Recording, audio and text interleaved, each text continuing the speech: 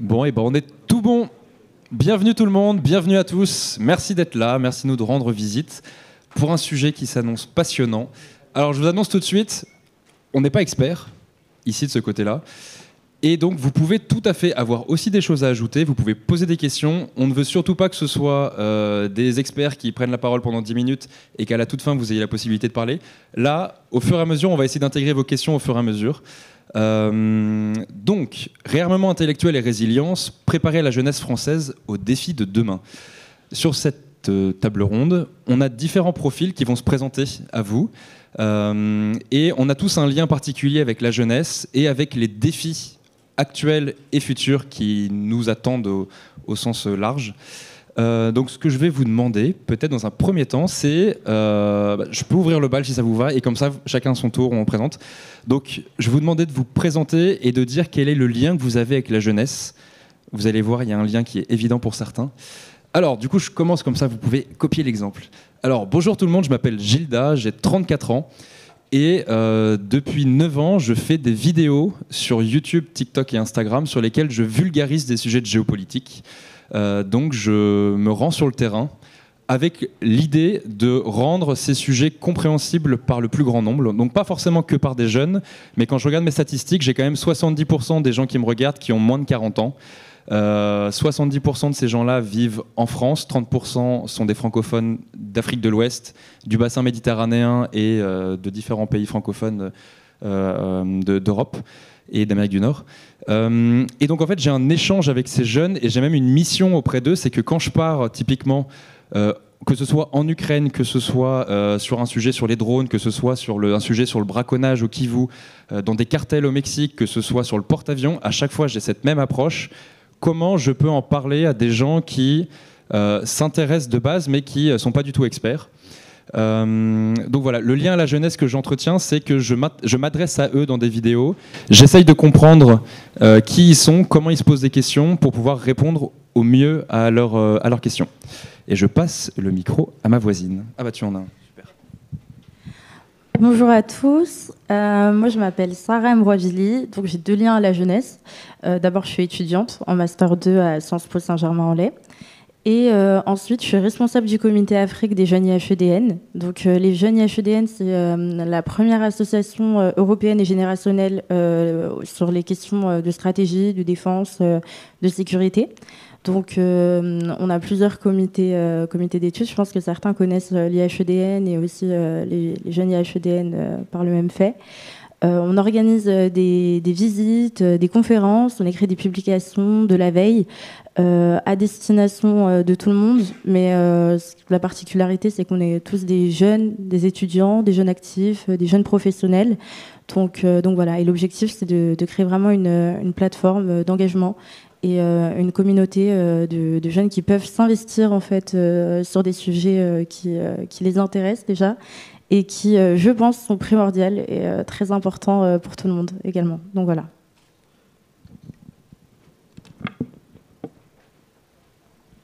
Bonjour. Oui. Bonjour à toutes et à tous. Je m'appelle Claire Daudet, j'ai 17 ans et je suis étudiante en 2e année à Sciences Po Paris sur le campus de Menton. Donc à Menton, on étudie plus précisément la Méditerranée et le Moyen-Orient. Alors, mon rapport à la jeunesse, il est assez évident parce que je suis jeune. Dans 3 jours, je suis majeure, donc voilà. Je porte quand même une jeunesse qui est assez particulière parce que même si j'étudie à Menton, je viens d'un milieu rural, je viens du sud-ouest. Et j'espère aujourd'hui, en tout cas, pouvoir porter la voix de cette jeunesse qui est parfois un peu oubliée. Donc, je suis engagée dans plusieurs associations. La première, c'est celle qui s'appelle des territoires aux grandes écoles.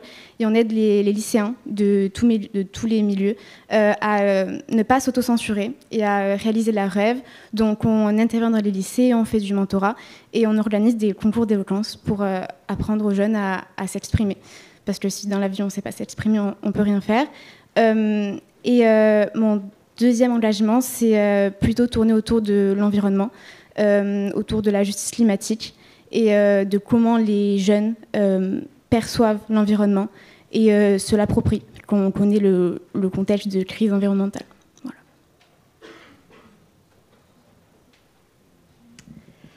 Bonjour, je vais relever la moyenne d'âge, j'ai 52 ans. Je m'appelle Muriel Domnac. Je suis haute fonctionnaire, j'ai un parcours essentiellement dans les affaires de sécurité. En grande partie dans la diplomatie, j'ai servi dans la filière stratégique du ministère des Affaires étrangères, beaucoup traité des menaces, la Russie et le terrorisme. J'ai servi au ministère des Armées également, et à l'issue d'une mission de consul général à Istanbul, entre 2013 et 2016, j'ai été exposée à des jeunes Français qui rejoignaient le théâtre syro-irakien pour y faire ce qu'on appelle le djihad. Vous vous souvenez qu'Istanbul était un hub.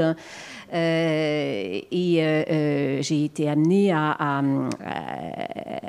en assurer l'accompagnement sécurité, c'est-à-dire l'arrestation, l'expulsion vers la France et la judiciarisation. À l'issue de cette mission, j'ai été déléguée interministérielle pour la prévention de la délinquance et de la radicalisation à Paris, puis ambassadrice auprès de l'OTAN entre 2019 et 2024. À côté de mon activité de magistrate qui me prend pas mal à la Cour des comptes sur la transition écologique, mais sur laquelle j'ai un devoir de réserve, donc sur laquelle je ne m'exprimerai pas, je m'investis dans des actions citoyennes sur la géopolitique en allant au contact des jeunes, et notre association s'appelle Fraternité Générale et l'initiative s'appelle Au Contact Citoyen-Citoyenne. On la lance formellement aux Journées d'Histoire de Blois après-demain, dont le thème est La France, point d'interrogation, et je crois que c'est d'actualité.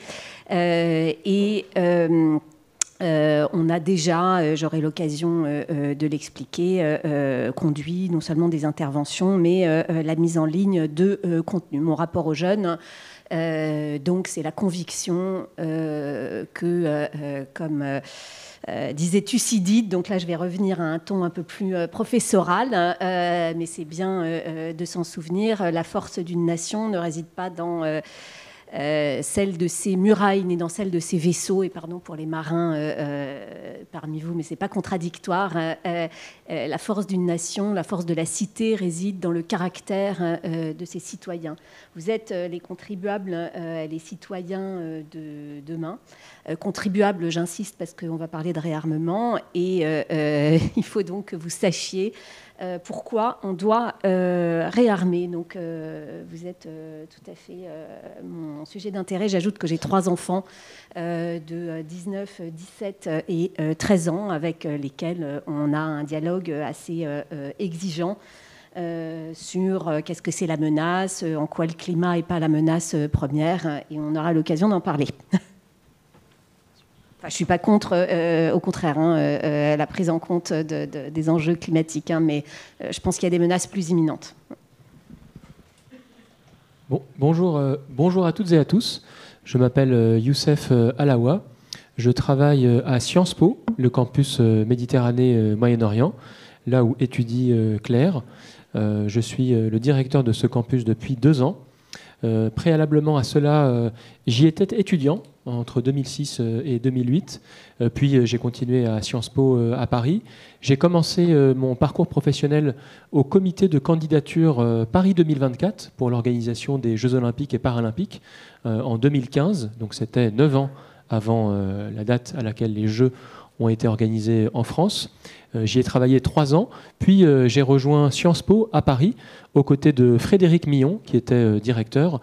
J'étais auprès de lui chef de cabinet pendant 3 ans. Je suis à nouveau retourné dans l'écosystème du sport, au sein de l'Agence nationale du sport, qui est basée à Ivry-sur-Seine, pour être conseiller chargé des affaires institutionnelles. Et puis, depuis un petit peu plus de 2 ans, maintenant à Menton, donc sur le campus Méditerranée Moyen-Orient. Mon rapport à la jeunesse, il est, je le sens de manière très brutale le dimanche matin à 6h30, quand mon fils de 2 ans et demi m'appelle, et même le dimanche, mais ça c'était pour la boutade. Sinon, bien entendu, et c'était pour rebondir aussi sur ce que vous disiez, Muriel, parfois le rapport à la jeunesse, il est aussi dans l'intimité du domicile familial. Et puis sinon, bien sûr, mais vous l'aurez deviné, c'était plus évident, Claire l'a dit, à Menton, c'est un campus qui d'ailleurs cette année fête son 20e anniversaire. Il a été créé en 2005. Au quotidien, j'ai la chance d'être entouré d'un collectif étudiant de près de 400 jeunes, originaires cette année de 65 nationalités. Alors pas que les nationalités méditerranéennes et moyen-orientales qui sont la mineure géographique du campus, parce que parmi les 6 premières nationalités représentées cette année, je ne compte pas la France, parce qu'au tableau, la France est la première, mais les nationalités étrangères, il y a les États-Unis, l'Italie, le Royaume-Uni, l'Espagne, la Roumanie et la Bulgarie, et ensuite la Turquie. Voilà pour cette première série de questions. Merci à tous. Donc, maintenant qu'on vous connaît mieux, c'est bon, vous m'entendez bien, oui. On parle donc de réarmement intellectuel et résilience, préparer la jeunesse française aux défis de demain. Est-ce que ça sous-entend que du coup, on n'est pas prêt aujourd'hui ? C'est possible. La question que je vais vous poser maintenant, c'est est-ce qu'on peut lister globalement les grands défis actuels et ceux de demain qui nous attendent, sans forcément mettre de priorité, puisque effectivement c'est pas l'objectif du sujet, c'est comment on se prépare. Mais il y a un certain nombre de défis, et des défis qui n'existaient pas par le passé. La désinformation à cette ampleur-là aujourd'hui, ça n'a pas été le cas par le passé. La guerre hybride, le dérèglement climatique, qui a des conséquences même géopolitiques aujourd'hui, la menace russe. Voilà. Donc, est-ce qu'à tour de rôle, vous pouvez me dire un peu, vous, de par vos expériences, les grands défis qui attendent la jeunesse et sur lesquels on va attendre d'eux qu'ils fassent quelque chose? Je vais commencer. La désinformation, déjà, forcément. Mais il y a la désinformation, mais il y a aussi des fois le manque d'information en fait, de la jeunesse. La jeunesse n'est pas forcément formée, des fois, sur tous les enjeux qu'on a évoqués. Donc, effectivement, on peut parler aussi de la menace russe, mais aussi, ce matin, on le disait, on est dans un monde qui est quand même un peu en recomposition face à une grande crise. Donc, il y a ça qui va arriver également. L'enjeu environnemental qui, pour moi, est aussi primordial. Et donc voilà, principalement, pour moi, c'est les principaux enjeux, quoi. Claire, est-ce que toi, tu vois dans ton environnement étudiant des causes ou des défis sur lesquels vous intervenez, enfin, vous vous sentez très concerné et sur lesquels ça vous inquiète? Alors, j'ai l'impression que la Sciences Po, on est un peu dans une bulle quand même. Mais oui, je pense qu'il y a des sujets généraux qui touchent tous les jeunes. L'environnement, la guerre en général, sous toutes ses formes, qu'elle soit cyber, qu'elle soit hybride, qu'elle soit, on va dire, physique. Mais il y a aussi un autre problème qui touche les jeunes, et ce problème-là, il touche un peu tous les aspects de la société, que ce soit les réseaux sociaux, la désinformation, ça c'est la santé mentale. Et aujourd'hui, les jeunes souffrent beaucoup de santé mentale. Je lisais un article hier pour préparer un petit peu cette conférence. Moi, j'ai 17 ans, et j'ai lu 20% des jeunes en France qui ont 17 ans ont déjà souffert de troubles d'anxiété ou de dépression, et à peu près 8% ont déjà fait des tentatives de suicide en France aujourd'hui. Donc des gens de mon âge, 8% des personnes qui ont mon âge ont déjà tenté de se suicider en France aujourd'hui. Donc certes, il y a des problèmes, on va dire, plus globaux, mais si on prend à une échelle plus individuelle, il y a un problème de santé mentale à prendre en compte qui est hyper important, en plus de tout le reste que vous avez déjà pu citer.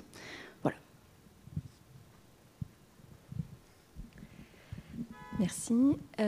Menace la Russie, et je dirais la Russie, parce que c'est la menace structurante. C'est l'ennemi qui vous désigne. Vous savez, Julien Freud, on en parlait tout à l'heure avec Gildas, disait c'est l'ennemi qui vous désigne. Les pacifistes, souvent, parce qu'ils ne se veulent pas d'ennemis, pensent qu'ils n'en ont pas, mais c'est l'ennemi qui vous désigne.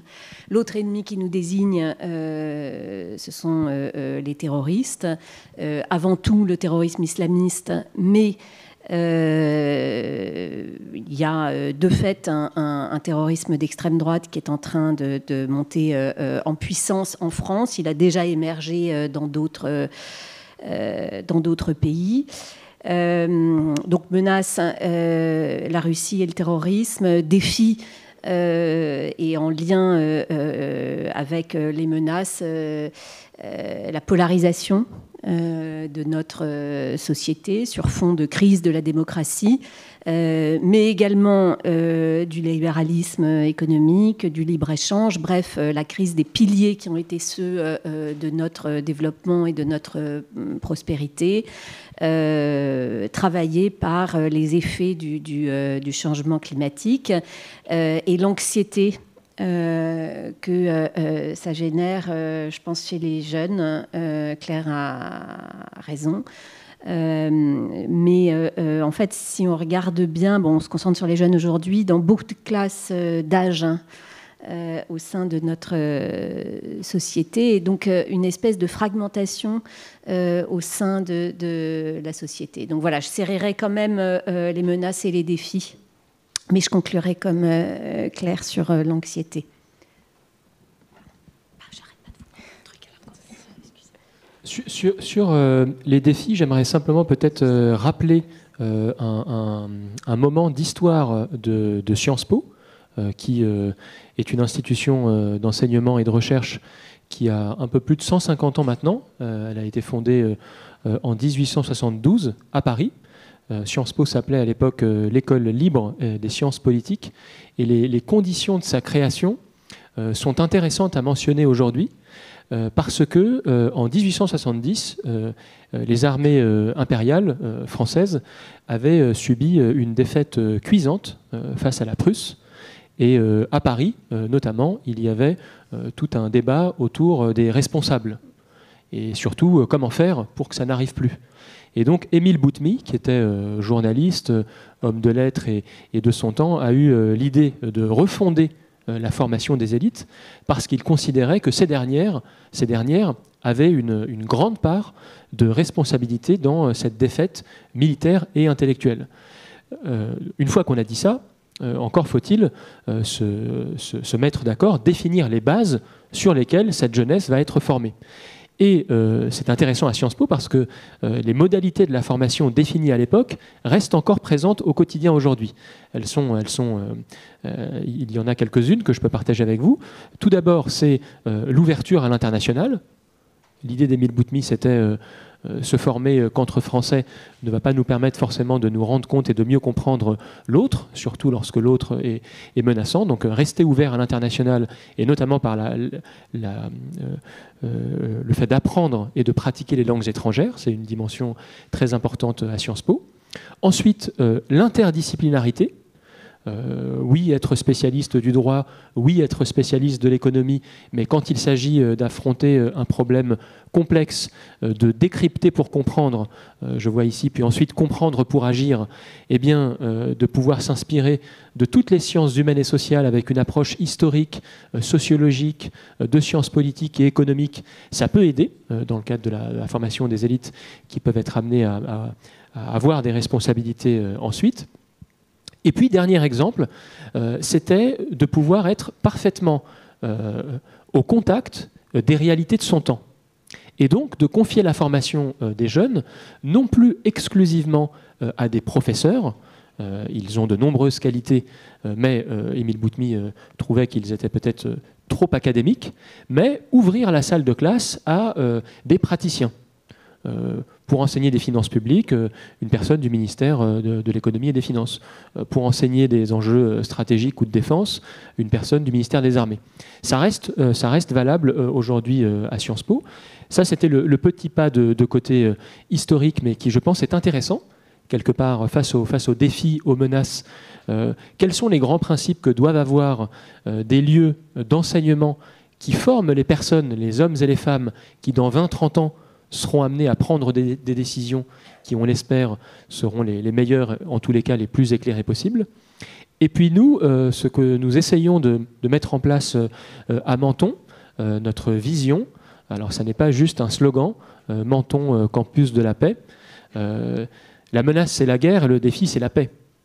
Mais dans 20 ans, si on espère que la Méditerranée connaisse des temps plus apaisés, mais qui donc va s'en occuper?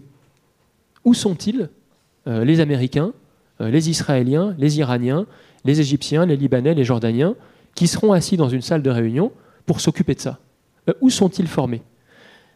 Nous, on se dit qu'il est possible qu'on en ait quelques-uns chez nous.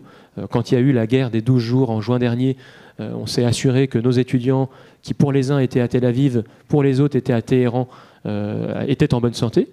Et bien quelques semaines plus tard, ces mêmes personnes, et là je vous ai cité que 2 nationalités, mais je peux inclure aussi la Palestine, l'Arménie, l'Azerbaïdjan, l'Ukraine, la Russie, les États-Unis, viennent à Menton, un petit lieu de paradis entre la principauté de Monaco et puis la Ligurie italienne, vivre pendant 2 ans ensemble, être ensemble en cours, faire du sport ensemble, peut-être vivre ensemble. Et voilà, nous, si on se dit que le défi, c'est la paix, et qu'il faut bien qu'il y en ait qui s'en occupent là où nous, on a échoué, peut-être qu'aujourd'hui, dans des lieux de formation comme les nôtres, on arrive à les accompagner, à devenir pleinement eux-mêmes, mais en laissant la place aux autres. C'est-à-dire que dans des pays, en Iran ou en Israël, j'aimerais beaucoup aller chez les uns et chez les autres, mais pour l'instant, ce n'est pas le cas, mais j'imagine que dans les familles, à la télévision, dans les lieux de formation, on désigne le premier pays puis le deuxième pays comme étant respectivement le diable, l'ennemi. Quand à Menton, on se retrouve avec un camarade qui a de l'humour, qui a parfois les mêmes loisirs que nous, avec qui on se dit qu'il y a du commun, peut-être que dans 20 ans, on aura pu apporter notre pierre à cet édifice. Donc je dirais que pour nous, à Menton spécifiquement, le défi, c'est la paix. Ok, parfait. Merci pour cette première direction, un peu de solution. La difficulté en fait de la thématique qu'on a, c'est que les défis, on peut faire une liste longue comme le bras de défis qui sont tous résolvables individuellement. Donc on peut en parler pendant des heures. Donc préparez bien vos questions parce que en fait, je pense que c'est vos questions qui vont aussi nous permettre d'aller de thématique en thématique. Donc là, on a fait un peu la thématique globale où vous savez qui sont les personnes à côté de moi, vous savez un peu le lien que chacun entretient avec la jeunesse, les grands défis qu'on a. Je continue maintenant sur mon expérience personnelle en tant que créateur de contenu. Je vois un certain nombre de défis et je sais que j'ai des portes qui m'ont été ouvertes parce que, sans le vouloir, mon travail a contribué à parfois pallier certains défis. Donc, première chose que je vois, c'est comment les jeunes s'informent.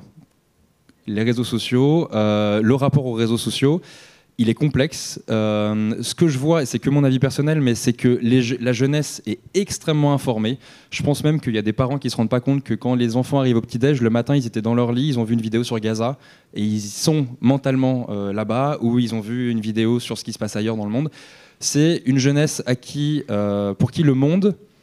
je veux dire, la frontière monde est devenue la frontière nationale presque. Premier point. Deuxième point, le fait que chaque jour, ils vont voir passer des vidéos qui sont fausses parmi des choses qui sont vraies. C'est un vrai gros défi. C'est-à-dire que et la conséquence de ça, c'est que les gens... Bon, je ne sais pas comment le dérouler, mais est-ce que la bulle algorithmique, ça vous parle ? Levez la main tous ceux qui savent de quoi je parle quand je parle de bulle algorithmique. Ok, donc une grande majorité.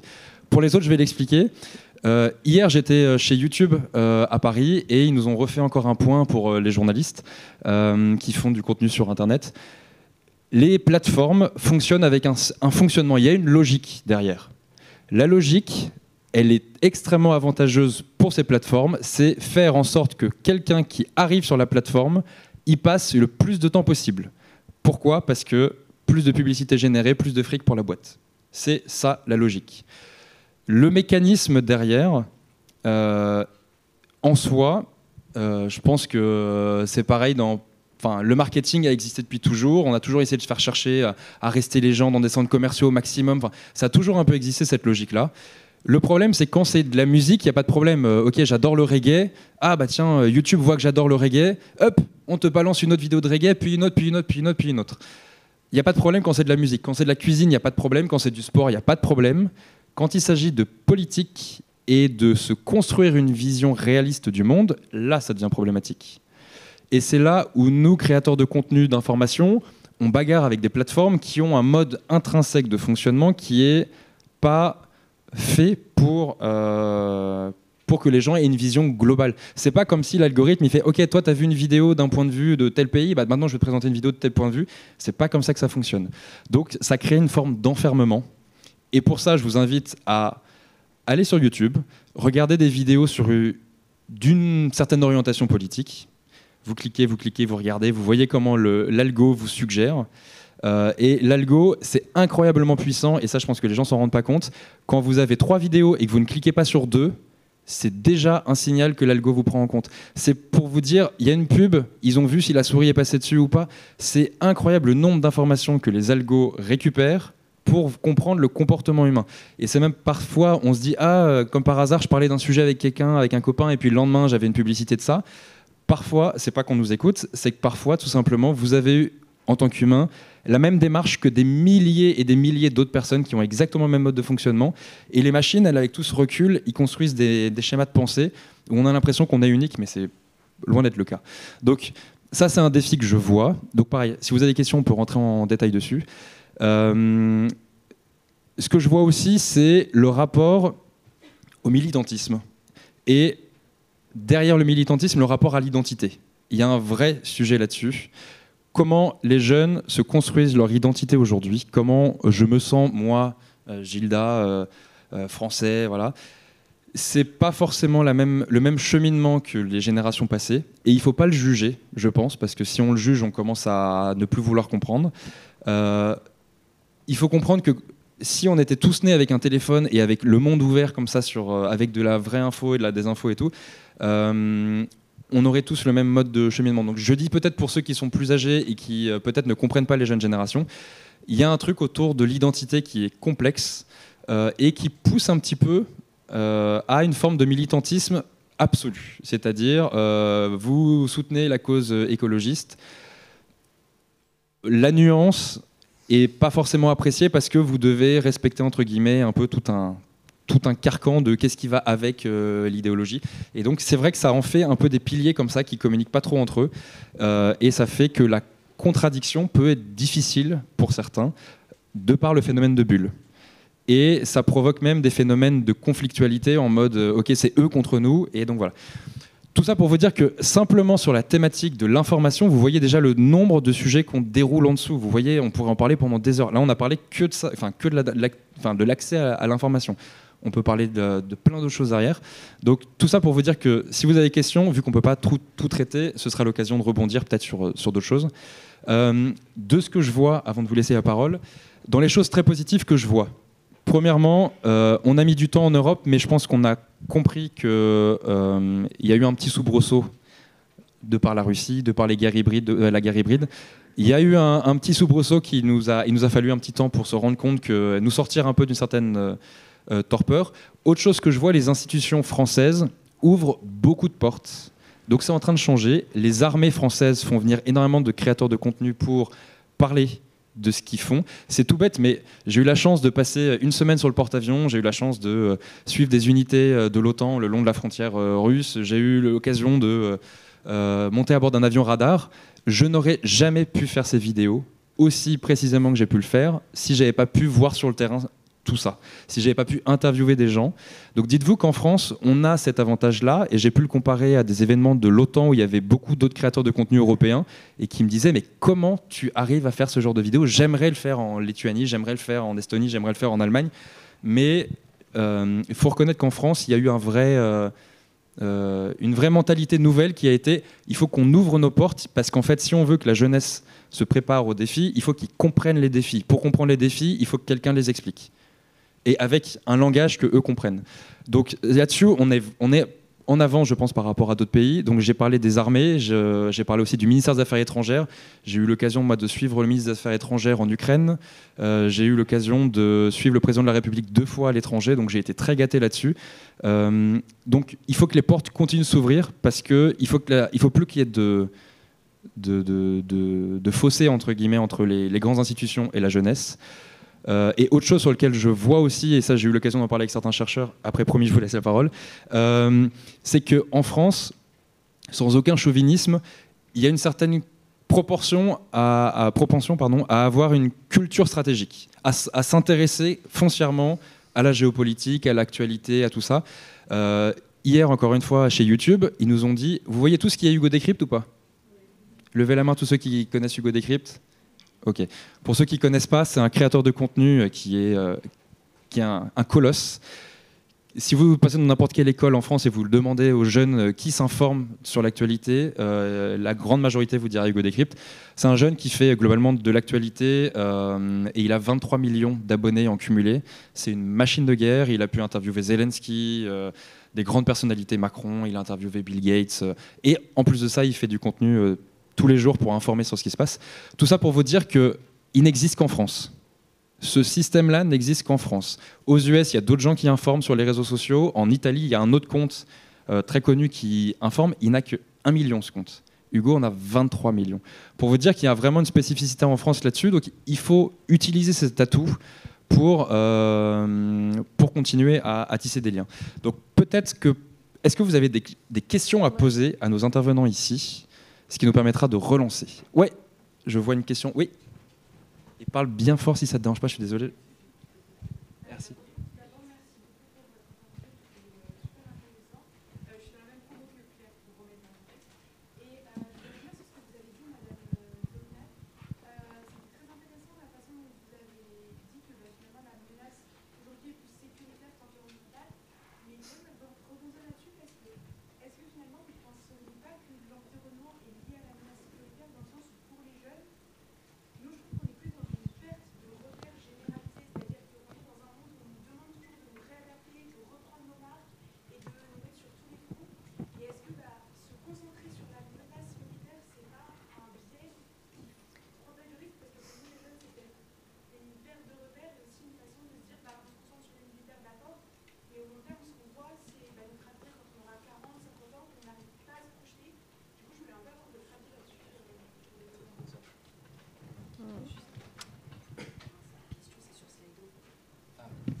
Et si vous avez d'autres questions, vous pouvez les poser sur Slido, on me dit. Il va y avoir un QR code qui s'affiche. Ah bah voilà, génial.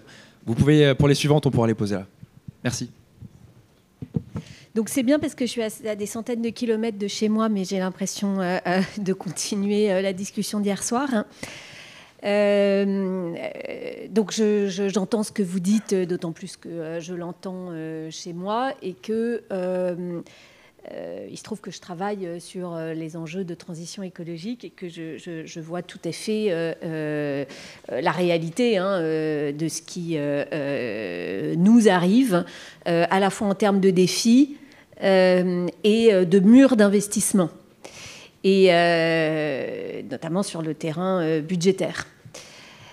Et c'est la difficulté qui va être celle de votre génération, c'est-à-dire qu'on va devoir faire face à la fois à une incertitude sécuritaire et à une menace qui est réelle, qui va croissant et qui va bondir si l'Ukraine ne tient pas.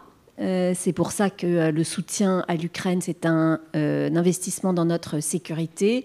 Et si on ne le fait pas pour des raisons morales, il faut qu'on le fasse pour des raisons d'intérêt. Donc, on a une incertitude sécuritaire et une menace qui va croissant, et donc une nécessité d'investir dans notre outil de défense. Et là, c'est maintenant, tout de suite. Alors, on n'est pas les seuls concernés, on a des alliés, la France n'est pas seule, et le réarmement de nos partenaires européens est une bonne chose. Deux, on a un défi environnemental à la fois en termes d'adaptation au changement climatique. On a vu cet été tout le débat, mais qui est légitime, concret, autour de la climatisation. On voit bien sur les inondations ici dans la région. Et l'atténuation du changement climatique. Les deux, adaptation et atténuation, vont exiger un investissement considérable en termes financiers. Trois, on a une crise de la démocratie et on a un enjeu d'investissement dans notre cohésion sociale, qui sont aussi des forces de rappel, tous les services publics, à commencer par l'éducation. Et quatre, mais on a un enjeu de production pour votre génération, en fait, il va falloir quand même innover et produire, parce que sinon, si on n'a rien à partager, on ne va rien redistribuer. Donc, c'est, je pense, toute la difficulté, je vous réponds de façon très personnelle, de votre génération, c'est les 2 ma générale, c'est même les 4 ma générale. Ouais, vous allez devoir faire face à tout ça. La bonne nouvelle, c'est que, comme le dit Gildas, vous êtes informés. Et on ne part pas de rien. Mais donc, moi, je ne dirais pas c'est l'un ou c'est l'autre. C'est tout à la fois, mais en tout cas, pour ce que moi, ce dont j'ai à traiter, et pour avoir suivi la Russie, moi, quand j'avais votre âge, je faisais, si vous avez le même âge que Claire, je faisais de la gymnastique en URSS. Donc c'était il y a longtemps et c'était ma toute première vie, j'étais gymnaste et j'ai appris le russe en fait pour ça, et donc il se trouve que j'ai vu évoluer la Russie. Donc si vous voulez, beaucoup de gens disent comment a-t-on perdu la Russie, en fait comment la Russie nous a perdus, je l'ai suivi en direct, et ça je peux vous dire, la Russie, il ne suffit pas de dire mais tiens, on ne devrait pas parler avec la Russie. Je peux vous raconter l'histoire de ce qui s'est passé, comment on a parlé, comment on a essayé, comment la Russie a fait le choix de la confrontation et comment elle cherche à gagner la guerre avant la guerre. Ça ne veut pas dire qu'il n'y a pas d'autres combats. Merci pour la question. Oui, alors on avait là-bas. Et pendant ce temps, regardez si vous avez des questions sur lesquelles vous voulez répondre. Moi, il y a une question pour rebondir sur ce que tu disais au niveau de l'information et comment les jeunes s'informent. Donc, moi, je fais partie de la jeunesse, donc forcément, je m'informe sur les réseaux sociaux, un peu tous à la fois, on va dire. Mais je m'informe aussi par les médias traditionnels. Et c'est vrai que sur les réseaux sociaux, on a tendance à cause de la bulle dont tu parlais, à toujours avoir les mêmes choses dans nos algorithmes, que ce soit sur YouTube, Instagram, TikTok, j'ai un peu toujours la même chose. Au final, on en discutait, on n'est pas encouragé à aller voir ailleurs. Et je voyais une question qui était sur comment faire pour que la jeunesse puisse s'informer, en fait. Et pour moi, ce qui est primordial pour que la jeunesse puisse s'informer, là on parle plutôt de réarmement intellectuel avant de passer sur l'autre thématique, c'est d'aller sur le terrain et t'en parler très bien. Et par des initiatives, des associations du coup comme les jeunes IHEDN dont je fais partie, on a des opportunités d'aller sur le terrain. Moi, j'ai déjà fait des visites, donc je le disais tout à l'heure, dans des ambassades, dans des ministères, tout ça, pour aller au contact en fait directement des gens qui travaillent dans ces milieux-là, des experts, et de pouvoir avoir l'information directe. Et ça, c'est très très important. En mai dernier, par exemple, on avait fait une visite, nous, avec le Comité Afrique, à la Direction Générale des Relations Internationales Stratégiques du ministère des Armées, ou alors dans les ambassades, ou alors de faire des conférences avec des experts. Et ça, c'est primordial, en fait, d'avoir l'information directement, soit des personnes qui travaillent sur le terrain, ou alors des chercheurs, tout ça. Et sans ça, si les jeunes continuent à s'informer seulement sur les réseaux sociaux, ils vont être non seulement enfermés dans une bulle, mais en plus, ça va être des sujets qui vont être plus ou moins lointains pour eux. Tout à l'heure, tu parlais du fait que toute la journée, on peut voir des vidéos de guerre, que ce soit en Ukraine, que ce soit à Gaza. Enfin, toute la journée, on en voit. Et au final, nous, on est un peu désensibilisés des fois à ces choses-là. Donc déjà, pour moi, ça, c'est une première chose qui est vraiment primordiale, c'est de pouvoir s'informer directement au contact des gens qui ont l'information, qui sont sur le terrain. Et c'est aussi comme ça qu'on va arriver à mobiliser la jeunesse, parce qu'au final, l'information, on peut l'avoir, mais on n'a pas tout le temps les bonnes informations. Et pour moi, c'est du coup des initiatives comme ça qui doivent être mises en avant. Et ensuite, on peut parler d'autre chose, de produire de la connaissance. Donc nous, par exemple, on fait des publications, tout ça. mais d'abord avoir l'information et pour pouvoir construire aussi, construire sa pensée forcément, parce que quand tous les jours on est confronté aux mêmes choses, tout à l'heure on le disait, on a envie de choisir, c'est vrai, des fois on nous dit c'est soit l'environnement ou alors la sécurité, mais en fait il faut pas choisir. Je crois que c'est vous qui parliez d'interdisciplinarité tout à l'heure, moi aussi je viens d'un Sciences Po, donc forcément ça me parle beaucoup. Et pour moi, ça, c'est également primordial. Mais pour pouvoir choisir, il ne faut pas choisir, mais pour pouvoir agir d'abord, il faut pouvoir s'informer. Et donc, ça passe par le terrain directement, quoi. D'où le fait d'ouvrir des portes. Encore une fois, on y revient. Que ce soit pour des étudiants en sciences politiques, que ce soit ouvrons les portes au maximum, le contact avec le réel. Je voulais répondre à la deuxième question. Comment faire prendre conscience à la jeunesse de la manipulation de l'information à laquelle elle est soumise ? C'est une question, j'ai eu l'occasion de la voir, un jeune dans un lycée prioritaire à Échirolles, il demande à sa prof « Madame, c'est quoi une fake news ?» Et il lui a dit « C'est quand une information est mauvaise ». Donc en soi, je ne blâme absolument pas la dame parce qu'elle faisait du mieux qu'elle pouvait. Aujourd'hui, il faut aller beaucoup plus loin que ça. Beaucoup plus loin que ça. Il faut que tous les jeunes sachent qu'il y a 8 types différents de désinformation, en fait, il faut qu'ils aient une grille en tête. Ok, comment est-ce que je peux falsifier une information ?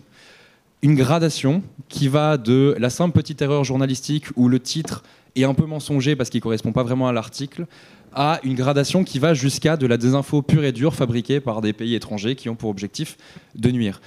Et en fait, il y a des journalistes qui ont fait cette gradation, notamment Claire Wardle, qui bosse pour un collectif qui s'appelle First Draft News, aux États-Unis, et qui a fait un tableau. Ce tableau, tout le monde devrait le comprendre parce qu'en fait, une fois qu'on a ce graphique en tête, on peut circuler sur les réseaux sociaux. Ah tiens, cette vidéo, ok, il y a plein de gens qui disent qu'elle est fausse. Qu'est-ce qui est faux ? Ah ok, en fait, ce que je vois, c'est que la vidéo est vraie, mais la date et le lieu n'est pas vrai. Ok, du coup, ça va dans telle catégorie. Ensuite, je rescroll, je vois d'autres trucs. Ah tiens, ça, ils me disent que c'est faux. Attention. Ah ça, c'est dans telle catégorie. Avoir une structure mentale claire sur comment est-ce qu'on peut me tromper, c'est la meilleure manière pour que les jeunes puissent par eux-mêmes nager. Et moi, je prends souvent cette métaphore. Sous prétexte qu'un enfant pourrait se noyer dans l'eau, on ne va pas l'empêcher d'aller dans l'eau, on va lui apprendre à nager. C'est pareil sur les réseaux sociaux. J'ai déjà entendu des gens à des tables rondes dire il faudrait que les jeunes raccrochent leur téléphone. Alors, dans l'idéal, oui, parce qu'il y a plein d'autres choses à faire, mais la pratique, c'est qu'ils vont rester sur Internet. Donc il faut les épauler, les armer pour qu'ils puissent comprendre par eux-mêmes tous les moyens potentiels par lesquels ils peuvent se faire avoir. Et donc pour moi, leur faire prendre conscience de ça, c'est tout simplement comprendre cette structure. Ça, pour moi, ça devrait être appris partout. Je sais que l'éducation nationale a rajouté des modules autour de la désinfo. Le problème, c'est que ça ne va pas à la vitesse de ce qui se passe sur Internet. D'où l'avantage des gens un peu comme moi qui sont indépendants et qui pouvons travailler là-dessus. Voilà, en complément des professeurs qui font un travail vraiment colossal. Il y avait la question de tout à l'heure. Oui. Ma question, mais ça reprend un peu la question précédente. Comment est-ce qu'on peut réarmer la jeunesse si la jeunesse elle-même se trompe de combat ? Certains sont gagnés par l'idéologie écologiste, un peu wokiste, d'autres ont choisi de faire sécession sur une base religieuse islamiste. Aujourd'hui, on est autour de la table pour se réarmer intellectuellement, mais la problématique, la jeunesse, dans le titre, finalement, il y a des jeunesses, et on n'a pas tous envie de mener le même combat. Et je pense que c'est là le cœur du sujet, finalement, avant même de se réarmer, est-ce qu'on est aligné sur nos combats? Alors tout à l'heure, vous disiez, on ne va pas prioriser. En fait, si on est obligé de prioriser, il faut concentrer nos efforts sur la menace. Aujourd'hui, ça peut être la dette, selon moi, pardon. Ça peut être, oui, l'islamisme radical qui tue des professeurs aujourd'hui, la Turquie qui menace au laser de frégate. Alors oui, l'écologie, j'ai 31 ans, donc je vous laisserai me dire si je suis jeune ou vieux. C'est un défi. Attention à la sémantique. Je ne suis pas dans l'urgence ou dans le catastrophisme. La sémantique est importante, c'est un outil de propagande. Ce n'est pas une urgence. Il n'y a pas eu 100 millions de morts comme pendant la peste noire. Ça, c'est une urgence. On a prévu la fin du monde. Oui, les inondations, c'est dangereux. Ça fait des morts, oui. On a certainement moins de morts que pour d'autres épidémies. Donc déjà, dans la sémantique, je trouve qu'une partie de la jeunesse, excusez-moi, c'est mon avis, est concentrée sur des défis qui sont d'un second ordre, d'après moi.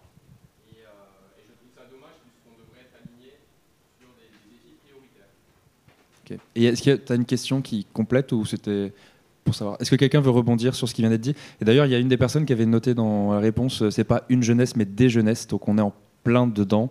Voilà. Est-ce que quelqu'un veut rebondir? Oui, Youssef? Oui, en fait, il n'y a de jeunesse que parce qu'il y a des aînés. Et c'est vrai qu'on a traversé des moments difficiles sur le campus de Sciences Po à Menton. Je le rappelle, le campus Méditerranée-Moyen-Orient, à la suite du 7 octobre 2023. Il s'est écrit beaucoup de choses dans la presse. Je vais souvent à Paris. Des gens à Paris, dans des univers assez lointains de Sciences Po, avaient entendu parler de Menton comme si c'était une zone de guerre. Donc parfois aussi entre la réalité sur le terrain et la manière dont certains responsables politiques, la presse s'en emparent et puis instrumentalise quelque part. Et souvent, ce que j'essayais de répondre, c'est bon, déjà, s'il vous plaît, ayons un petit peu d'indulgence. Ce sont des jeunes, parfois mineurs. Ils commencent une nouvelle vie. Souvenons-nous, c'est pas évident de partir de chez soi, d'apprendre à vivre seul, de faire ses courses, ses lessives, de se préparer, de gérer toute cette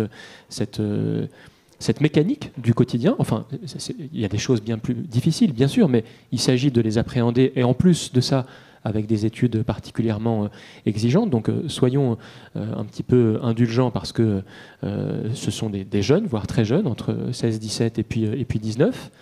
Et puis, s'il vous plaît, avec toute la réserve qui est celle de ma fonction aujourd'hui, et puis je suis français et républicain, mais quand on allume sa télévision ou quand on voit des extraits de vidéos de l'exemple que donnent nos aînés à l'Assemblée nationale ou des responsables de partis politiques sur cette question du conflit au Proche-Orient, comment peut-on après venir et tomber sur la jeunesse en disant mais et alors l'esprit de nuance, et alors pourquoi on ne garde pas son calme?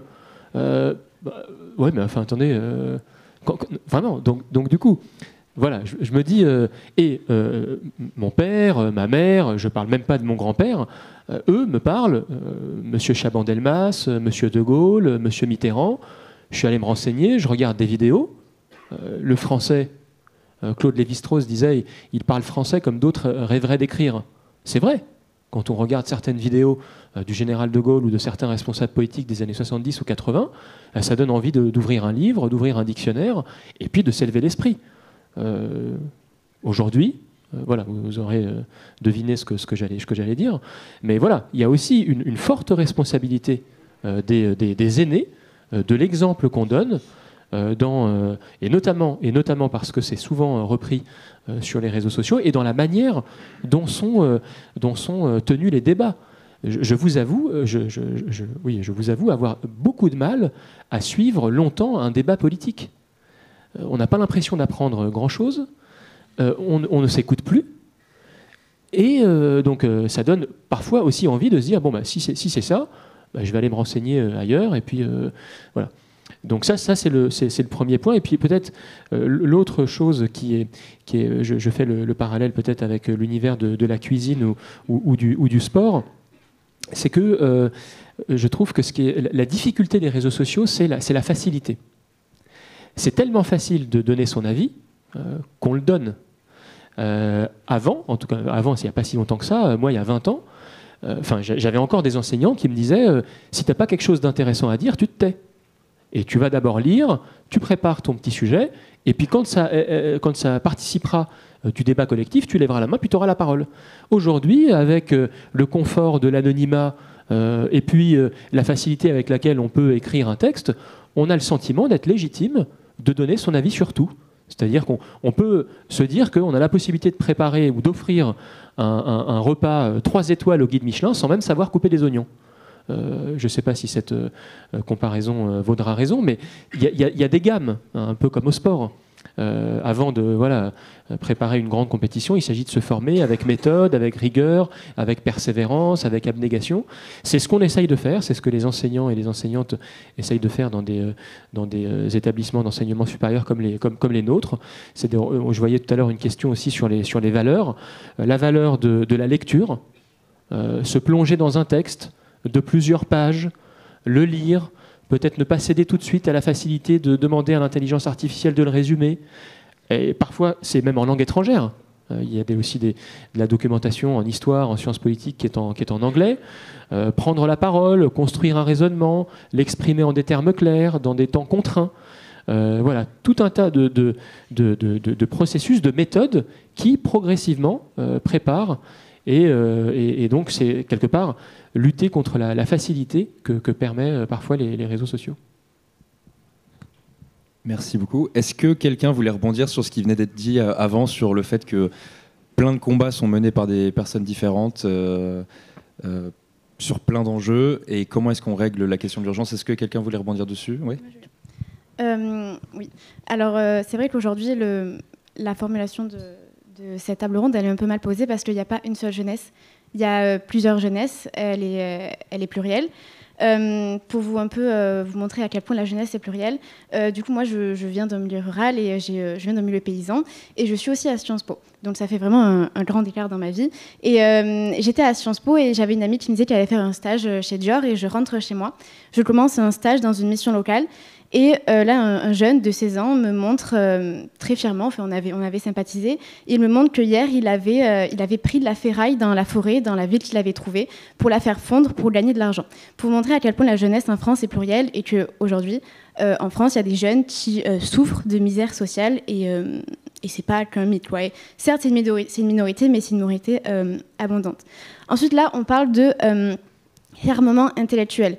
Je pense que chacun priorise. Par exemple, un fils de paysan va prioriser le réchauffement climatique parce que ça le touche personnellement.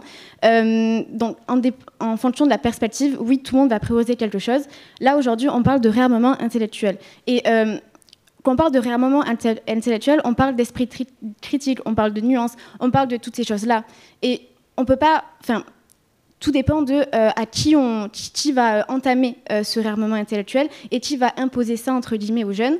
On ne peut pas dire aux jeunes, oui, vous devez prioriser certains sujets. Non, on doit dire aux jeunes, il y a ces sujets, on les nuance, on y réfléchit, on se fait son propre opinion dessus, et après, on décide qui doit prioriser. Mais je pense que ce n'est pas à l'État ou aux institutions de dire aux jeunes, regardez, il y a tel sujet, et nous, on va prioriser ces sujets, et vous devez vous battre pour cela. Je pense que c'est un raisonnement personnel qu'il faut faire de la jeunesse, par la jeunesse et pour la jeunesse. Et ensuite, ils pourront choisir quel sujet prioriser, que ce soit le réchauffement climatique, que ce soit la dette, ou que ce soit la guerre israélo-palestinienne, par exemple. Voilà. Il y a quand même quelque chose qui se dessine, c'est que peu importe les sujets, il y a quand même quelque chose autour de la culture de l'information, de la nuance, de la contradiction. Il y a quand même un gros truc, a priori, autour de là, donc ça reprend quand même tous les points qu'on vient de dire. Donc il faut peut-être qu'on mette le paquet un peu là-dessus. Oui. Allez-y. Non, juste hyper vite pour dire qu'une menace au sens stratégique, c'est la conjugaison d'une capacité et d'une intention. Voilà. C'est comme ça qu'on définit une menace quand on parle de stratégie, c'est comme ça qu'on définit une menace à l'OTAN. Voilà, c'est la définition communément agréée, comme on dit. Et à cet égard, il y a deux menaces agréées. Par exemple, au sein de l'OTAN, dans le concept stratégique qu'on a négocié et publié en 2022, c'est la Russie et c'est le terrorisme. Voilà. Ça ne veut pas dire que le réchauffement climatique n'est pas menaçant. Ça ne veut pas dire que la crise de la démocratie n'est pas menaçante. Ça ne veut pas dire qu'il n'y a pas un défi chinois, etc. Mais une menace, c'est ça, il faut le garder à l'esprit. La menace au sens de la guerre. Voilà. Ça ne veut pas dire qu'il n'y a pas d'autres enjeux. Donc, vous voyez, on n'est pas nécessairement dans le même registre. Mais qu'il s'agisse des affaires stratégiques ou qu'il s'agisse des enjeux budgétaires, qu'il s'agisse des enjeux climatiques, il y a un point qui est important et qui rejoint votre conclusion, Gildas, ce sont les faits. Il ne faut pas renoncer aux faits. Voyez. Et quand la porte-parole de Trump, depuis on a beaucoup évolué, mais déjà parler de faits alternatifs, c'est important qu'on arrive à identifier des tiers de confiance parce qu'on ne doit pas renoncer aux faits. Il y a une objectivation du coût de l'inaction en matière climatique, par exemple. L'inaction a un coût. Alors, ça ne veut pas dire que ça menace notre intégrité physique. Vous voyez ce que je veux dire? Ce n'est pas forcément le même registre. Hein. Voilà. Mais en tout cas, voilà, je crois que l'information est importante pour ne pas renoncer aux faits. À partir des faits, on se fait une opinion. Mais je rejoindrai l'idée qu'il faut apprendre avant de juger, comprendre avant de croire. C'est hyper intéressant parce que du coup tu parlais de nuances et on en a beaucoup parlé, et quand on parle des différentes, des menaces ou des choses qui sont menaçantes, il y a une notion un peu aussi de temporalité et de temps. Il y a des choses qui sont menaçantes, mais qui sont menaçantes pour dans 2 ans ou maintenant, et des choses comme par exemple l'environnement auquel on est tous sensibles, qui sont menaçantes mais pour dans plus tard, ou en tout cas pour nous en France. Donc voilà. Mais quand on parle de nuances, en fait, on peut pas être nuancé quand on a de l'information, quand tout ce qu'on a, c'est juste l'information en direct, et qu'on suit l'information comme ça tout le temps. On n'a pas besoin, on n'a pas le temps d'y réfléchir. Et donc, quand on n'a pas le temps d'y réfléchir, on n'est pas nuancé et on reste encore dans notre bulle. Mais ce qui est important aussi, donc, c'est je pense de pouvoir s'informer. Ça, c'est très important. Aujourd'hui, on a l'information en direct, donc personne ne peut dire qu'il ne peut pas être informé. Pour nous, que ça soit en cours, en fonction du domaine d'études, sur les réseaux sociaux, en famille, des fois, on en parle à la télé, les journaux. Donc, on est obligé d'être informé. Par contre, on ne peut pas se faire une opinion à partir de l'information en direct qu'on a directement. Parce qu'on n'a pas le temps de la penser, on n'a pas le temps de la réfléchir, et on n'a pas le temps de l'aligner avec d'autres faits. On parlait des faits. Si je vois sur les réseaux sociaux n'importe quelle vidéo, j'ai pas le temps déjà de fact-checker, et j'ai pas le temps de la relier à d'autres faits qui peut-être vont me faire changer d'opinion, en fait. Donc pour moi, quand on parle de nuances, de temporalité, pour moi ça c'est très important aussi de souligner que une information en direct, donc pour les jeunes, les réseaux sociaux, ça ne suffit pas. On ne peut pas dire que les jeunes sont informés quand on parle... oui, aujourd'hui, les jeunes s'informent tout le temps, mais quand on parle seulement d'informations en direct, on ne peut pas dire que les jeunes sont forcément au fait et informés des grands enjeux. Donc c'est le point sur lequel je voulais revenir. Excellent point, parce que ça complète et ça anticipe ce que j'allais dire par rapport à une des questions. Ce point, vous voyez, ce point sur lequel, a priori, on est tous d'accord sur le fait qu'il faut vraiment mettre le paquet autour de l'éducation, il est complexe parce qu'en fait, comme tu l'as dit, le fait d'être connecté et de voir passer de l'info ne fait pas pour autant des gens qui ont une opinion éclairée et tout. Je vais vous dire à quel point c'est compliqué. Les plateformes, quand on crée du contenu, elles utilisent des critères pour savoir si nos contenus vont être suggérés à de nouvelles personnes. Donc moi, en tant que créateur de contenu, quand je mets ma vidéo en ligne, la plateforme va analyser certaines choses pour savoir si elle va le suggérer à plus de gens.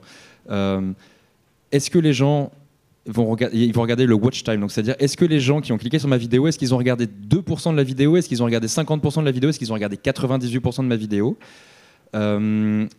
et surtout, est-ce que je publie régulièrement? Et ce point de la régularité, il est mortel pour nous, créateurs de contenu, parce qu'en fait, des gens qui se disent « Ok, moi je fais de l'actualité sur Internet, c'est décidé, j'en fais mon métier, je veux devenir journaliste sur Internet, je publie du contenu. » Et en fait, au bout de 6 mois, vous revenez, et ben les gens qui sont partis sur le terrain, qui ont pris du temps, qui sont allés voir des gens, qui ont donné la parole à des experts, et qui ont fait 3 vidéos, versus quelqu'un qui est resté chez lui et qui a publié 3 vidéos par jour. Le mec a publié 3 vidéos par jour, il revient, il a 100 000 abonnés, alors que l'autre en a à peine 5 000. Donc il y a un vrai truc, et moi je le dis parce que c'est d'autant plus personnel que je me casse parfois profondément la tête sur des endroits où c'est compliqué et où je rentre pas toujours dans mes frais et tout, pour informer et de voir qu'il y a d'autres pages qui émergent, qui font des cartons, uniquement parce qu'en fait, ils publient régulièrement. Donc ça, c'est un point sur lequel nous, on essaye de batailler avec les... Enfin, vous imaginez bien que j'ai beau gueuler chez Google, voilà. Ça vaut ce que ça vaut, et encore moins chez TikTok, quoi.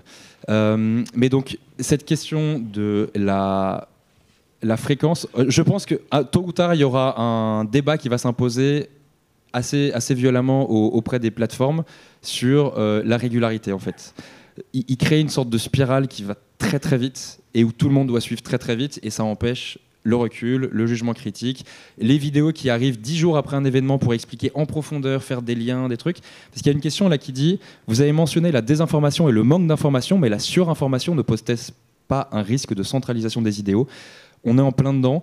J'ai vu un graphique le jour que j'ai trouvé génial, c'est que à chaque fois qu'il y a une information qui est donnée sur Internet, c'est un petit point qui apparaît. Donc imaginez une page avec plein de points partout. Les jeunes, ils ont accès à beaucoup plus de points que leurs aînés qui voyaient passer moins d'infos. Simplement, il y a certaines formes de journalisme qui permet de faire des traits entre les points, de créer des liens logiques qui permettent la construction de réflexions profondes. Et je pense que c'est ça qui manque, c'est en fait de faire ces traits d'union. Et le problème, c'est que de faire ces traits d'union, quand la machine vous demande de sortir vite des vidéos, c'est impossible. Donc vous voyez que les problèmes sont nombreux, on pourrait en parler pendant très longtemps, et surtout on ne veut absolument pas être pessimiste là-dessus. Il y a des défis à relever et on sera à la hauteur, on va se battre pour. Mais vous comprenez qu'on ne peut pas rester généraliste quand on parle des difficultés qui nous attendent. Il faut rentrer à chaque fois détail dans détail, et on se rend compte qu'il y a quand même des choses qui sont quand même liées ensemble. Un trait commun sur la culture de l'information, la capacité à débattre, la capacité à être d'accord malgré les différences et tout, ça c'est un point essentiel. Un autre point, ce sera peut-être une certaine forme de régulation. En Europe, on adore ça, et je pense que les Américains n'aiment pas trop, mais des plateformes d'une manière ou d'une autre, je pense qu'il va falloir freiner la machine ou faire en sorte, je sais pas si c'est possible, voilà. C'est une réflexion, hein. Comme vous, je réfléchis en même temps que vous mais, sur le sujet, mais de demander aux créateurs de contenu, moi je reçois des notifications quand je publie un reportage, YouTube qui me dit Gilda, génial ta dernière vidéo, par contre tu feras gaffe, il y a 20% de gens qui ont moins cliqué que la dernière fois, essaye de sortir plus de vidéos. En fait, tout le système est construit pour un hamster dans sa roue qui doit aller vite, vite, vite, vite, vite, et c'est pas compatible avec de l'information, avec des enjeux qui sont de plus en plus complexes. Alors, je voulais rebondir sur les deux questions du haut qui sont assez proches. Hier, il n'y avait pas un grand enthousiasme pour le service national, le UC universel, merci, désolé. Aujourd'hui, comment la jeunesse voit-elle le retour du service national? Et en cas de conflit impliquant la France, quel consentement à la guerre et à l'engagement militaire de la jeunesse d'aujourd'hui et des 10 prochaines années? Est-ce que quelqu'un veut prendre la parole? Ouais. Sur la deuxième question, simplement partager avec vous un témoignage qui nous a été livré. On a eu l'immense chance en avril dernier, c'est-à-dire l'année universitaire qui s'est écoulée, donc, mais avril de cette année, avril 2025, d'accueillir sur le campus de Sciences Po à Menton monsieur Dmytro Kuleba, qui a été auprès du président Zelensky ministre des Affaires étrangères pendant 4 ans, de 2020 à 2024. Il ne l'était plus, je crois, le 2 septembre 2024. Mais donc, c'est lui qui a vécu aux côtés du président ukrainien dans ces noires journées de février 2022, l'invasion, le début de la guerre. Donc, il a donné une conférence, il y a eu beaucoup de questions dans le public, il y avait beaucoup d'Ukrainiens aussi. Sur la Côte d'Azur, il y avait beaucoup d'Ukrainiens. Il y a même un jeune Ukrainien avec sa voix toute fluette qui s'est à un moment levé pour lui poser une question, et ça nous a énormément touchés dans la salle. C'était un moment très chargé d'émotions. Et puis, je ne sais plus si c'était un monsieur ou une dame, mais qui lui a posé la question sur, du point de vue ukrainien, que pouvez-vous nous dire sur l'avenir de l'OTAN? Donc, monsieur Kuleba a dit, voilà, nous sommes ici en France. Cette question, c'est lié au mot consentement que je vois là. Il a fait le lien avec la nature des régimes politiques dans les pays, en disant que le consentement, par définition, n'est pas du tout le même dans un pays où les élites politiques sont fonction des suffrages, c'est-à-dire ils doivent être élus par une majorité, ou dans les régimes autocratiques. Et donc il y a un consentement démocratique et il y a un consentement qui ne l'est pas. Il a donné un exemple très précis en disant vous savez, la Russie ne se risquerait pas à envoyer des drones sur la Tour Eiffel. Ce sera beaucoup plus subtil que ça. Et la question qui vous sera demandée, à laquelle il vous sera demandé de répondre, elle sera bien plus difficile. Et je souhaite que vous n'ayez pas à y répondre, mais tous les signaux me conduisent à dire que vous devrez y répondre, comme nous, en Ukraine, on a dû y répondre, alors que ce n'était pas prévu en février 2022. Donc il a dit, voilà, l'Estonie comme la France sont membres de l'OTAN. Imaginez-vous un jour, vous vous réveillez et puis vous voyez sur les réseaux sociaux un acte absolument atroce qui a eu lieu sur un soldat estonien. Et tout porte à croire que c'est la Russie qui est derrière cet assassinat. La clause de solidarité voudrait que, ça y est, la guerre est déclenchée et la France entre en conflit armé contre la Russie. Sur cette question du consentement démocratique de la population française, il nous a regardés dans la salle et il a dit « Je demande à chacun et chacune d'entre vous, vous avez un ami qui est soldat et qui serait de ce fait mobilisé pour être envoyé dans un pays qui semble lointain depuis Menton, dans lequel vous n'êtes certainement jamais allé, qui est stratégiquement pour la France pas très important, petit, en plus à l'époque ça faisait partie de l'URSS, les gens là-bas parlent russe. Est-ce que vous seriez prêt à laisser votre camarade partir au risque qu'il ne revienne pas? Ou est-ce que vous vous diriez pas plutôt, après tout, est-ce que ça vaut le coup? Est-ce qu'on ne peut pas encore négocier? Eh bien, l'avenir de l'OTAN dépend de la réponse à cette question. Et je vous avoue qu'il y a eu un petit silence, parce que c'est souvent la question que nous posent, j'ai un très bon ami ukrainien, les Ukrainiens, c'est ça. C'est est-ce que vous êtes prêts à y aller comme nous, on n'a pas eu le choix, ou bien est-ce que ça va encore tergiverser? Mais comme le disait M. Kouleba, c'est que dans les régimes démocratiques, la question de la temporalité de la menace, il y a des opinions publiques à préparer. Et si il n'y a pas de consentement du Parlement ou de la population, c'est plus compliqué pour les dirigeants dans des États démocratiques de s'engager dans des aventures aussi périlleuses.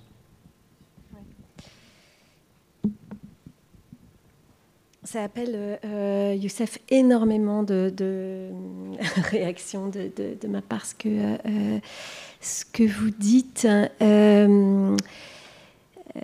Bon, moi, il se trouve que j'ai commencé ma vie professionnelle en Ukraine. Il y a très longtemps, j'étais stagiaire de l'ENA à Kiev.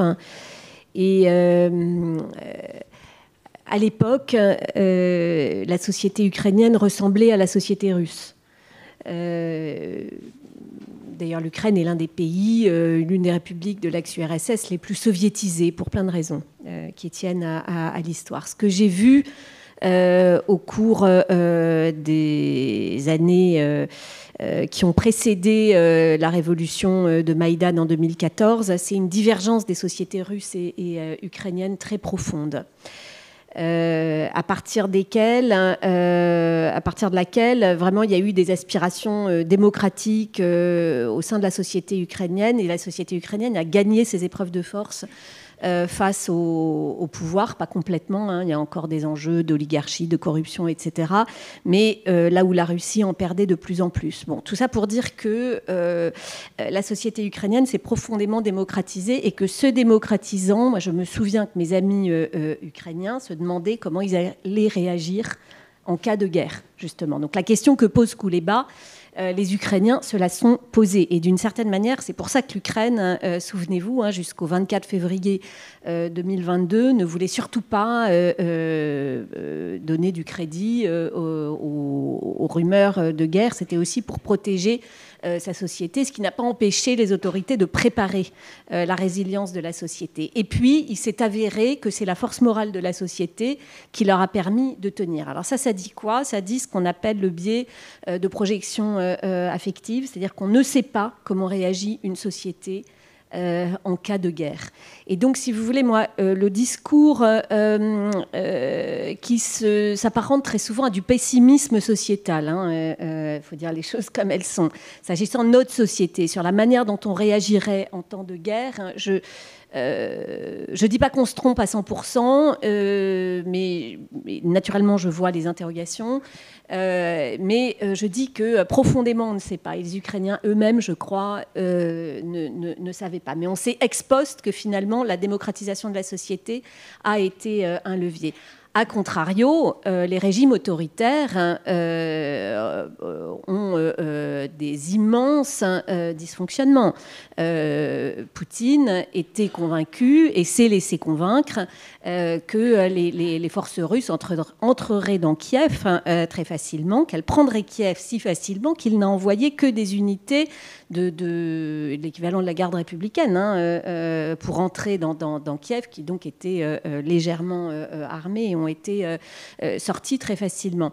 On se souvient plutôt dans l'histoire que Staline n'a pas voulu donner crédit aux informations qu'ils avaient pourtant, suivant lesquelles l'Allemagne allait attaquer l'URSS. Donc les régimes autoritaires fonctionnent pas de manière si efficace que ça. On a vu la Chine avec le Covid. Voilà. Donc sur le pessimisme sociétal, moi je trouve que, un, ça donne le point à l'adversaire, et deux, en fait, on ne sait pas. Et puis trois, surtout, moi je suis vraiment pour ni le déni ni la panique. C'est-à-dire ni le déni face à nos forces, mais aussi à nos faiblesses, mais pas la panique non plus en disant on n'est plus prêt, on n'est plus capable de faire la guerre, tout est foutu, etc. Parce qu'en fait, c'est aquaboniste, la panique. Voilà. Mais merci d'avoir relaté ces éléments de Dmytro Kuleba. Je voulais rebondir sur les 3 questions en fait, qui étaient un peu liées. Il y avait le SNU, je crois, comment on va réagir si jamais on est appelé à s'investir militairement. Et puis, je ne sais plus, c'était quoi la question la dernière, comment former la jeunesse face aux crises ou un truc comme ça. On rentre un peu dans le thème plutôt résilience, comment on construit la résilience. Je suis totalement d'accord qu'il ne faut pas rentrer dans le pessimisme. Aujourd'hui, il y a toujours des jeunes qui veulent s'engager militairement. D'ailleurs, par exemple, dans la réserve, je ne suis peut-être pas, peut-être pas objective, en fait, parce qu'au jeune IHEDN, forcément, il y a beaucoup de réservistes et de jeunes qui s'intéressent au milieu militaire, vu que c'est un peu l'ADN de l'association. Mais il y en a quand même, et il faut le souligner. Maintenant, les 2 thèmes sont quand même liés. Avant de demander est-ce que les jeunes le feraient, il faudrait leur dire pourquoi en fait. Parce qu'on ne peut pas demander à des jeunes de s'investir dans quelque chose qu'ils ne comprennent pas. Donc on revient toujours sur le même sujet. Les jeunes ont besoin de comprendre pourquoi et dans quelle mesure en fait ils pourraient s'investir, que ça soit militairement parlant ou autre. Et il y avait une question sur le service militaire. Je ne pense pas que le service militaire, comme il a été autrefois en France, aujourd'hui, il soit vraiment d'actualité. Forcément, le SNU, c'était une version un peu plus, on va dire plus soft, ouais, effectivement. Je pense qu'il faut vraiment que dans notre parcours, le parcours un peu défense des jeunes, ça soit un peu plus appuyé et qu'on leur fasse comprendre qu'est-ce qu'ils pourraient faire dans l'armée, qu'est-ce qu'ils pourraient faire pour s'engager justement. Et il y avait une question, une fois réarmés, comment on fait pour les inciter? En fait, dans le fait de réarmer intellectuellement les jeunes, j'appuie sur ça, désolée, mais je pense que c'est vraiment primordial. Moi, j'aurais pas envie de m'engager. Du coup, je suis engagée dans une association. Ça me tient à cœur d'être engagée pour le pays, pour la jeunesse, tout ça, mais j'aurais pas envie de faire tout ça si je savais pas pourquoi et que c'était juste abstrait. Et je pense que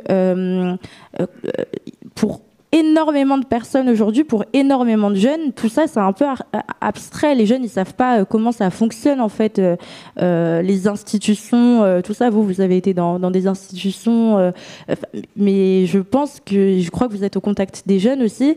Et je pense que quand vous êtes face à des jeunes et que vous leur dites un peu ce que vous faites, ils savent pas concrètement ce que c'est.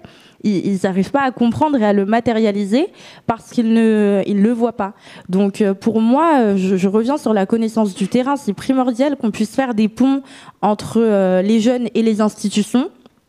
Les jeunes et le militaire, en fait, les jeunes institutions, jeunes défense, pour préparer tout ça. Parce que tant qu'on fera pas des ponts pour que les jeunes puissent voir tout ça, ça sera impossible à faire parce que on peut pas leur demander de s'investir. On parle du consentement, mais le consentement, il est On dit oui que quand il est valide, que quand il est éclairé en fait.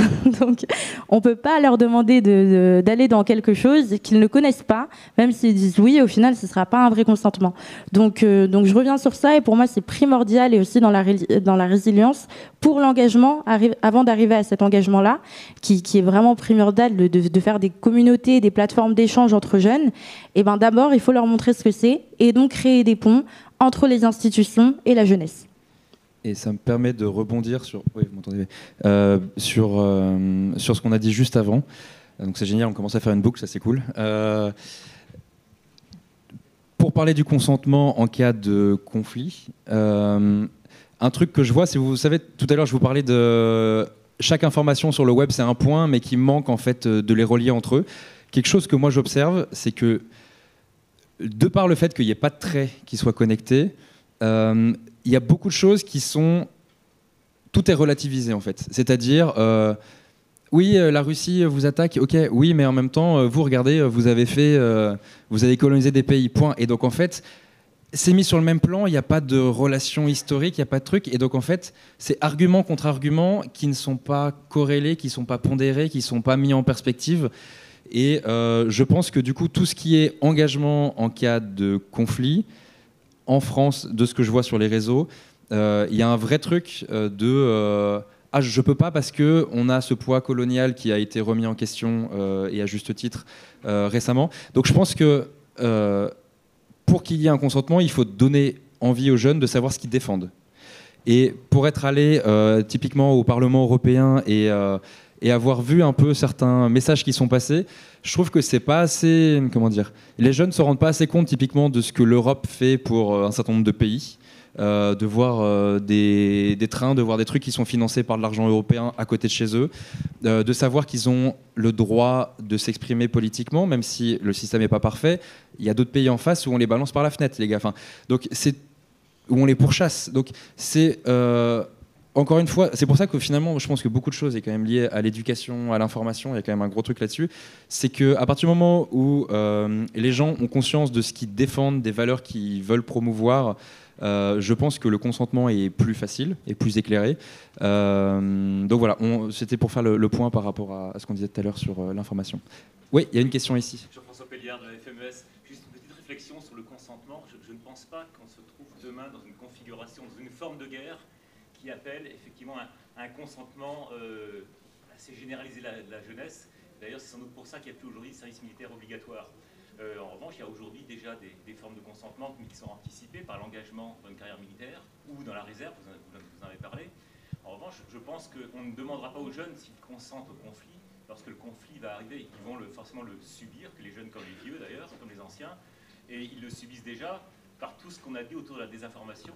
Et ce qui est difficile à prévoir, c'est les formes que vont prendre ce conflit-là et qui vont s'imposer à la jeunesse. Et c'est là qu'on verra, c'est même plus une question de consentement, je pense, c'est là qu'on verra comment la jeunesse réagira, et on ne lui demandera pas de consentir ou pas. Il y a des choses qui vont arriver et il faudra réagir face à ça. Merci. Est-ce qu'on a... Je ne sais pas jusqu'à quelle heure il faut qu'on... Il faut arrêter là, ok. On a le temps pour une dernière question ou pas du tout? Allez. On se fera taper sur les doigts si besoin. Oui, monsieur. Oui, j'avais une question, et merci Sarah, parce que Sarah a prononcé le terme de pays.